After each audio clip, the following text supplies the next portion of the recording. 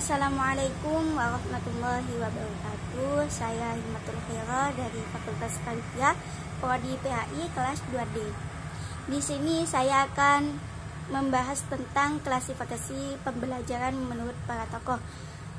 Yang pertama yaitu tokoh dari tokoh Setyosari dan Sikabuden.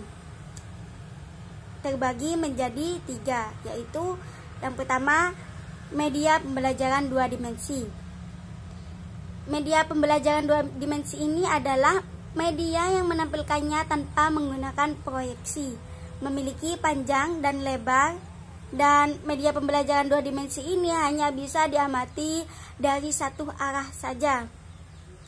Yang kedua yaitu media pembelajaran 3 dimensi. Media pembelajaran 3 dimensi adalah media yang menampilkannya tanpa menggunakan proyeksi, mempunyai ukuran panjang, lebar, dan tinggi, atau tebal serta dapat diamati dari arah pandang mana saja.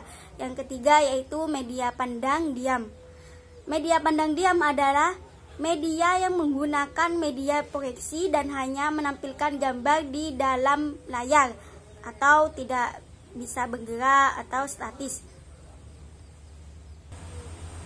Yang kedua menurut tokoh Sulaiman, yaitu ada 5. Yang pertama media audio, misalnya bunyi atau radio, recorder, dan lain-lain. Yang kedua yaitu audio visual. Audio visual ini media yang dapat menghasilkan rupa dan suara dalam suatu unit media. Contohnya film bersuara dan televisi. Yang ketiga, media audio motion visual, menggunakan segala kemampuan audio dan media visual ke dalam kelas. Contohnya seperti video tape, recorder atau sound film, dan lain-lain. Yang keempat yaitu media audio still visual. Media lengkap kecuali penampilan motion atau geraknya tidak ada, seperti sound atau rekaman still pada televisi. Yang kelima yaitu media audio semi motion.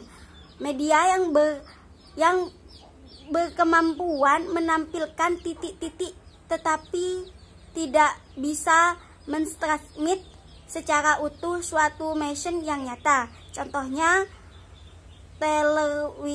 telewiting dan recorder telewiting. Yang ketiga dari tokoh Muri Thomas. Ini terbagi menjadi 3. Yang pertama yaitu pengalaman langsung, yang berupa pengalaman langsung dalam suatu peristiwa maupun mengamati kejadian atau objek yang sebenarnya. Yang kedua pengalaman tiruan, berupa tiruan atau model dari objek atau benda yang berwujud model tiruan dari situasi melalui dramatisasi atau sandiwara dan berbagai rekaman atau objek atau kejadian. Yang ketiga, pengalaman dari kata-kata atau word only, yang berupa kata-kata lisan yang diucapkan, rekaman kata-kata dari media perekam, dan kata-kata yang ditulis maupun dicetak. Yang keempat menurut tokoh Gerlach dan Eli. Ini terbagi menjadi 3. Yang pertama yaitu media pembelajaran yang menggunakannya secara individual, contohnya laboratorium bahasa IPA, IPS, serta laboratorium pusat sumber belajar. Yang kedua yaitu media pembelajaran yang menggunakannya secara kelompok, contohnya film atau slidis ya. Yang ketiga yaitu media pembelajaran yang menggunakannya secara massal, contohnya televisi, radio, dan lain-lain.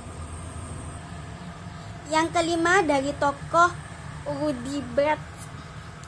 Ini terbagi menjadi 8. Kalau nggak salah ya.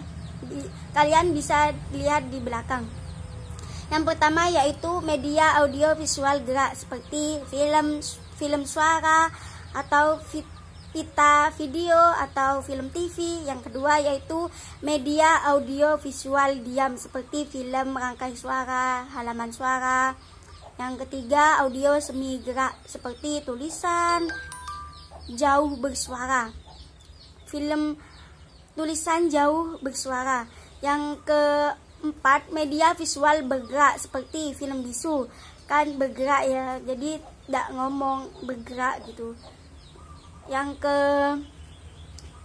kelima media visual diam seperti halaman cetak, foto, mikrofon atau selida bisu. Yang keenam apa yang ketujuh ya? Yang keenam media audio seperti radio, telepon, pita audio. Yang ketujuh media cetak seperti buku, modul, bahan ajar mandiri. Cukup sekian dari saya, kurang lebihnya mohon maaf. Wassalamualaikum warahmatullahi wabarakatuh.